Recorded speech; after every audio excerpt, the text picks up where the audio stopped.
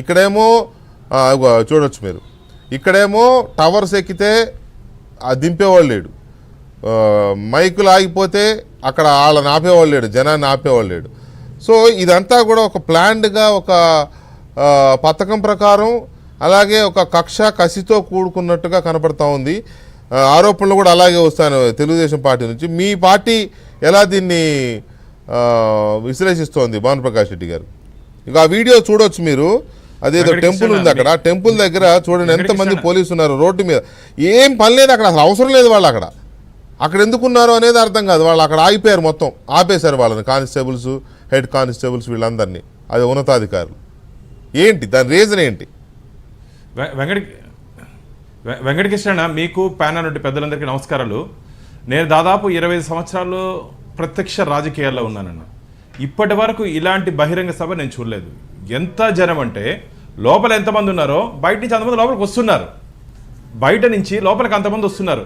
కానీ దురదృష్టం ఏంటంటే నా దగ్గర వివిఐపి పాస్ ఇచ్చారు పార్టీ. ఎందుకంటే స్టేజ్ మీద కేవలం 30 మందికి అలౌడ్. ప్రధానమంత్రి గారు, చంద్రబాబు నాయుడు గారు, పవన్ కళ్యాణ్ గారు తప్ప ఒక్కొక్క పార్టీ నుంచి 9 మందికి, అంటే మా పార్టీ పెద్దలు మిగతా అందరూ వెళ్ళారు. కాబట్టి మాకు ఎమ్మెల్యేలకి, ఎంపీలకి అందరికీ వివిఐపి పాస్ పార్టీ తరఫున ఇచ్చారు. సరే తీసుకున్నాం, ఎన్నేళ్ళకి రావంటే 3 గంటలకి రండి లోపలికి అన్నారు. సరే అది కాకుండా అక్కడ పార్టీ ఏర్పాట్లు ఏదైనా లోతుపాట్లు ఏదైనా ఉంటే ఆల్ యాక్సెస్ అన్న. ఆల్ యాక్సెస్ అంటే ఎక్కడికన్నా సరే వెళ్ళి వచ్చే అవకాశం ఉంటుంది. ఆల్ యాక్సెస్ పాస్ ఇది. అసలు లోపలికి యాక్సెస్ లేదు. మీకు తమాషా తెలుసా, మేము లోపలికి పోలేకపోయాం. అవునట, మీరు వెళ్ళలేకపోయారు, బుచ్చే చౌదరి గారు వెళ్ళలేకపోయారు, ప్రతిభా భారతి గారు వెళ్ళలేకపోయారు, చాలా మంది లీడర్లు వెళ్ళలేకపోయారు. ఇంకే తమాషా ఏంటంటే ఇక మా ప్రధానమంత్రిని చూడాలి, వారు ఏం మాట్లాడతారో వినాలని. అసలు మీరు నమ్మరన్నా, ఎంత వివిఐపి గేట్ దగ్గర తోసుకొని లోపలికి వెళ్ళాల్సిన అవసరం ఏంది?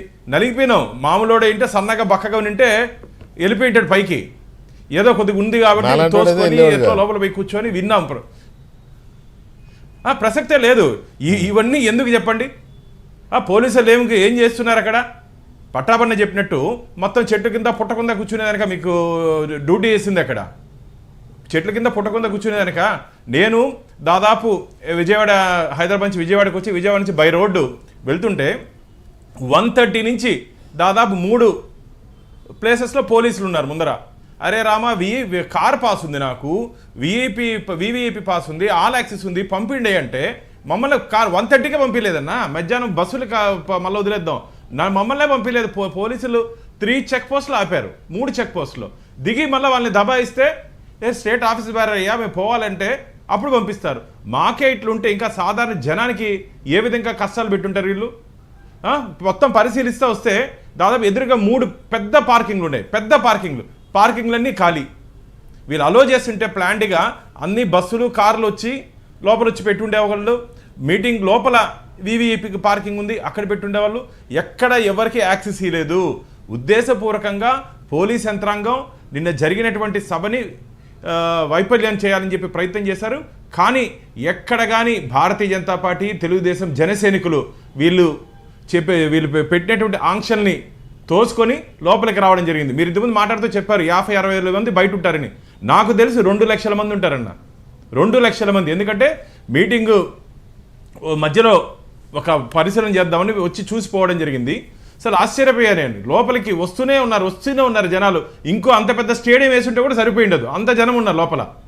కాబట్టి ఇది ఉద్దేశపూర్వకంగా పోలీస్ యంత్రాంగం, జగన్మోహన్ రెడ్డి